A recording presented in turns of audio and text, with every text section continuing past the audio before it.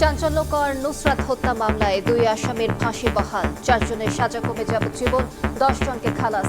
ঢালাও মৃত্যুদণ্ড দেয়া বিচারককে সরিয়ে দেওয়ার নির্দেশ।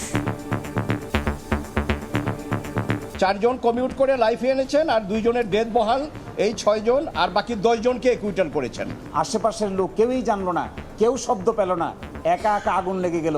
এই পার্টটুকুর রহস্য এখানে থেকেই গেল। একটি হত্যাকাণ্ডের ঘটনায় 16 জনের মৃত্যুদণ্ড প্রদানটা জুডিশিয়াল মাইন্ড থাকা দরকার, তিনি সেটা করতে ব্যর্থ হয়েছেন। উচ্চ আদালতের রায়ে স্বজনদের সন্তোষ, দ্রুত সাজা কার্যকরের দাবি। ফেনীতে পরিবারের নিরাপত্তায় পুলিশ মোতায়েন। যে প্রত্যাশা করছি আমরা ওই রকম একটা বিচার পেয়েছি। আমরা সন্তুষ্ট এই রায়ে, যেটা হত্যা প্রকাশ হয়ে গেছে আজকে। প্রধানমন্ত্রীর সভাপতিত্বে মন্ত্রিসভার বৈঠক অনুষ্ঠিত। মিড ডে মিলে শিক্ষার্থীদের নিরাপদ খাবার নিশ্চিতে গুরুত্ব আরোপ, সার্বজনীন উপবৃত্তি পর্যালোচনার নির্দেশ। জোরে সোরে চলছে স্থানীয় নির্বাচনের প্রস্তুতি। তৃণমূলের মতামতে প্রার্থী চূড়ান্ত করবে বিএনপি। বিশৃঙ্খলা ঠেকাতে পর্যাপ্ত নিরাপত্তা ব্যবস্থায় জোর সিইসি।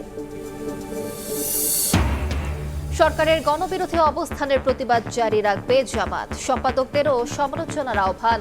জ্বালানি সরবরাহ ও দ্রব্যমূল্য নিয়ন্ত্রণে ব্যর্থতার অভিযোগ এনসিপির।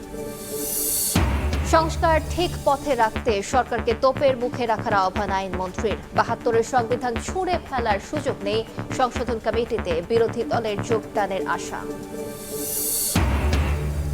এবং ছোট বড় নয়, বাংলাদেশ ভারত সমান, রাজনৈতিক টানাপোড়েনের প্রভাব পড়বে না অর্থনীতিতে, জানালেন দীনেশ ত্রিবেদী। মক্কা প্রতিরক্ষা জোট নিয়ে ইতিবাচক বাংলাদেশ।